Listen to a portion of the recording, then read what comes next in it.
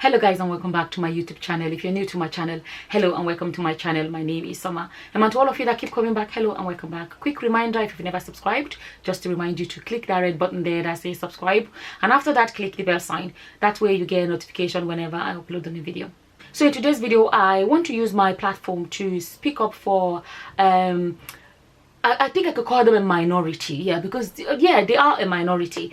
And since this whole things that has been going on, what happened to George Floyd, and a lot of things happening in America and around the world as well, there's been so much of this conversation about Black Lives Matter. I've made a lot of posts and talked about it and discussing how much we have to keep talking about the fact that we shouldn't be disrespected because we are Black people. People shouldn't be treated differently because they are Blacks. Black man has the right to have a life, and that remains the truth, that no human being should be treated differently because of the color of their skin. Nobody should be treated less because of the color of their skin. Nobody's life should be miserable because of the color of their skin. There's so much that needs to be talked about.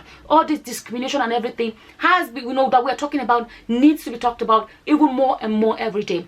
And the other day I was thinking about it. I thought about the fact that there's another group of people that suffer so much injustice, so much discrimination because of their skin. To be honest with you, I just thought about it, and I just thought about the fact that they are such a minority that I feel like they don't have enough voice. A lot of people don't speak about their plight as well. Definitely Black Lives Matter is a fight on its own, but I just thought to myself, I think there is this group that the whole world seems to forget sometimes, and they do not have a massive voice like we have as Black people. And I'm talking about people with albinism. For those that do not know, albinism is a genetic condition where people are born with lack of pigmentation on their skin, lack of melanin in their skin. But we all know that melanin protects the skin, especially from skin cancer. But these people, because of this lack of, they burn easily, they get skin cancer easily, an eyesight problem. Some of them are actually legally blind. Something I noticed is that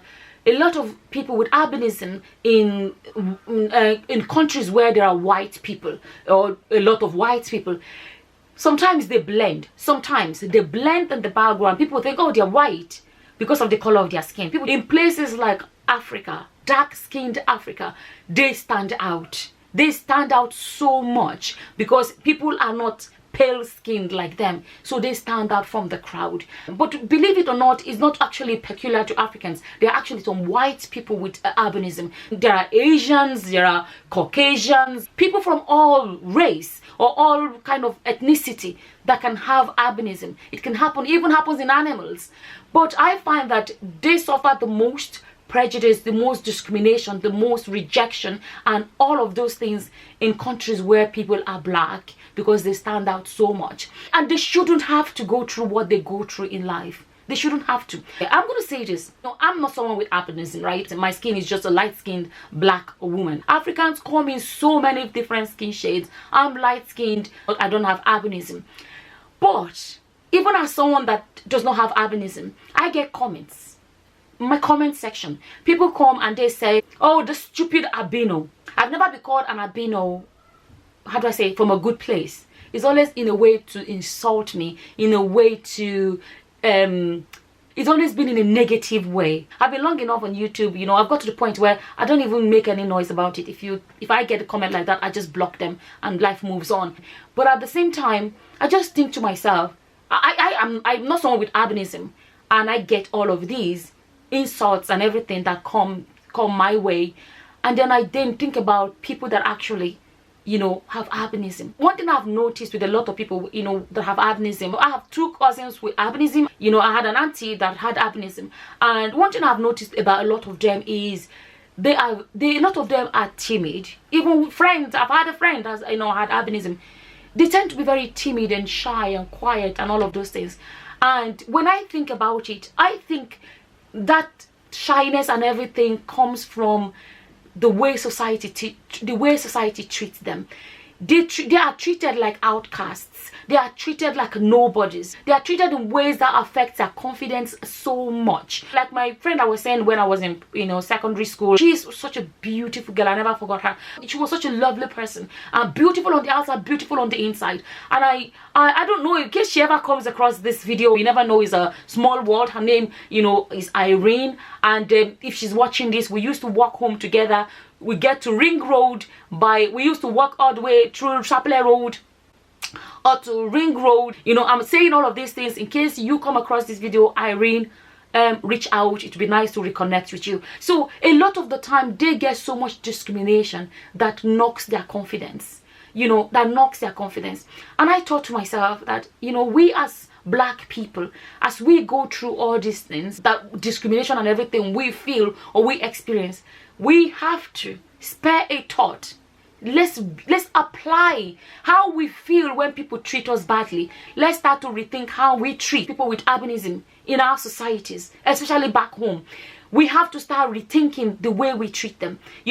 If you treated them badly in the past, or you still treat them badly, you still insult them. It's time for you to sit back and think about how we are treated that we do not like as Black people, and then think about how you treat someone with albinism. I really wanted to use this opportunity to talk about it. I actually made a post on my community page, about albinism, and there were comments there. There were comments like, "Oh, this one is even fine. Oh, this is a..." And I still, sadly, I saw some comments that were still very disrespectful. Comments that do not see these people as just like you and I. The only difference is their skin. Just like we feel mistreated because of the color of our skin. The same way. Do you know why it's such an ignorant thing to do? It is such an ignorant thing because, you see, albinism, it can come into your family. You can be the darkest shade of Black people. You can get married tomorrow and give birth to a child with albinism. It can happen in your household. What are you going to do then?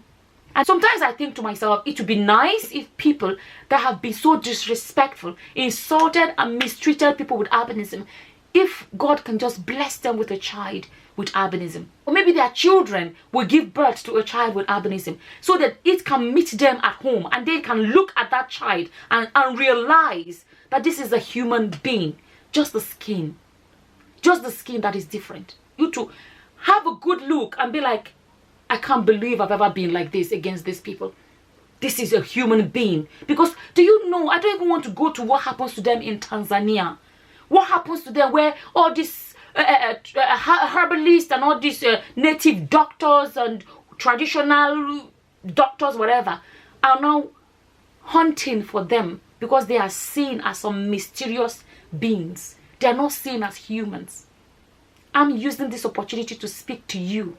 You, yes. If you have treated people with albinism wrongly, you have the guts to open your mouth and talk about how you are mistreated as a Black person, you have no say at all. Go fix yourself because you are part of the problems.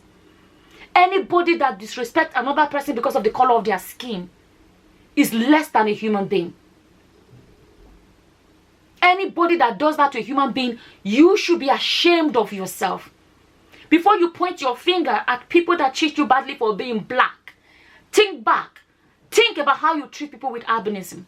You are as bad, if not worse, than those that treat you badly.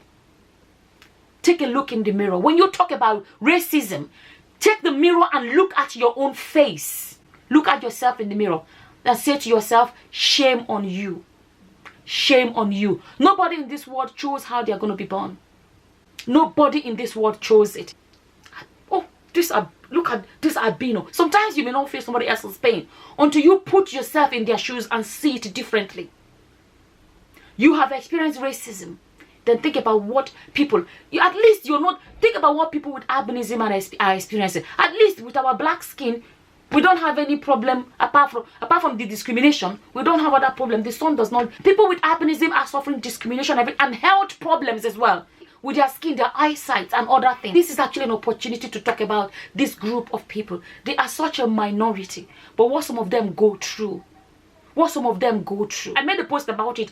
Some people were saying to me, oh, I actually have a child with albinism. Oh, I have a sister. I have a brother. And some comments were still negative. Some comments were negative. But some comments were amazing. But we have a long way to go. My thing is this. as much as you hate racism, you should hate the discrimination against people with albinism. You should. How would any human being with any brain cells at all think that it's okay to make fun of someone with albinism? You effing albino. Oh, look at this albino. And we're coming out and say, racism, racism. And yet we have our own discrimination, that our own way of discriminating against human beings created by God. Something else that came to my mind is this: when somebody look at somebody like me that does not have albinism, right, and they feel like to insult me, they can call me albino to insult me, you know, then you think how they treat people with albinism, how they see people with albinism. What will such a person do if tomorrow they give birth to a child with albinism? What would they do if their daughter or their son brings a boy or a girl home tomorrow and say, this is the boy or this is the girl I want to marry, and the person has albinism? That says a lot. How would they react to that? They're going to discriminate against the person because of their skin. And we're here talking about discrimination because of our skin. People really need to sit down and think. People really need. This ignorance is shameful. The ignorance is shameful, disgraceful, and everything else. It's just absolutely disgraceful. And I just thought, you know, since we're having this debate, on one hand, why don't I actually talk about this? Because they are such a minority group that they need people to speak up for them. I just wanted to come here and share with you guys. And at the same time, I want to use this opportunity to mention this charity to you guys. A center in Tanzania that a lot of these children are being taken for their own safety and their own protection. This charity is called Under the Same Sun. I found that one of the places that they have the most discrimination and problems, you know, issues, happens to be Tanzania. There's this charity and I'm so happy with what they do. I'll put the link to the website, check it out. You'll be so pleased to see how much they do for people with albinism. Just because of a lack of pigment in your skin, something you were born with. In many countries across Africa, this is the life of someone born with albinism. But it doesn't have to be. Miriam Emanuel was a young girl that I heard about back in 2009 during my first trip to Tanzania. She had albinism, and she was attacked because it was believed by witch doctors and their clients that her body parts had value. People with albinism in African countries have faced discrimination for a long, long time. In the absence of any medical explanation, it's assumed they're a curse, they're a ghost, that they're evil, and so they're immediately ostracized, they're immediately excluded. Sometimes babies are killed at birth. They're often not able to go to school. They often die prematurely of skin cancer due to lack of sun protection. It's a difficult life. When I read the story, it touched my heart. Because I have albinism, simply put, I get it. These are my people. I have to go and see if I can do something to help. Under the same sun, our reason for existence, our vision, if you will, is to end discrimination against people with albinism. So then we had to ask ourselves, what's the best way to end discrimination? You're trying to change hearts and minds by using a two-pronged approach. Firstly, we take students with albinism who are not attending school or who are underperforming in their existing schools. We place them in high-quality private educational institutions from kindergarten all the way to university, and we give them the best education possible and all the tools necessary to succeed. The second prong in our approach is public education. You have to change thinking. And by humanizing the condition and bringing educated, successful people with albinism on our staff, physically in front of village elders, community leaders, community members, and letting them talk about who they are, what they've achieved, and causing people to see that their fellow citizens with albinism are normal, intelligent people, begins to change hearts and minds. Our plan includes having other supporters come alongside to give us the resources that we need to do more of the good work we're already doing. We'd love to expand our career placement program. More of our students are getting older, and they're going to need assistance to fight the prejudice in the workplace, to give employers education, and to follow up with our students to ensure that they're placed for success.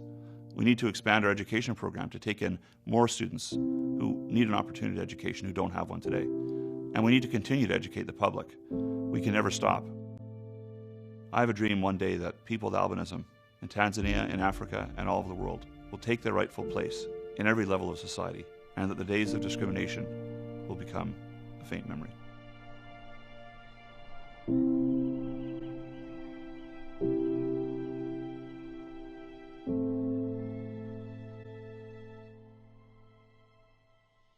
For any of you that may be interested in supporting them in any way, I'll put the link to their website. You can check them out and look at what they do. Consider supporting them. That's today's video. One more time, I'm just going to say it. Think twice. When you think about how you feel about being discriminated against, spare a thought for people with albinism. Think about how you treat them. They are human beings like you and I. And with that, I'm going to say thank you for watching. Until next time, guys. Bye-bye. Bye. My name is Sama.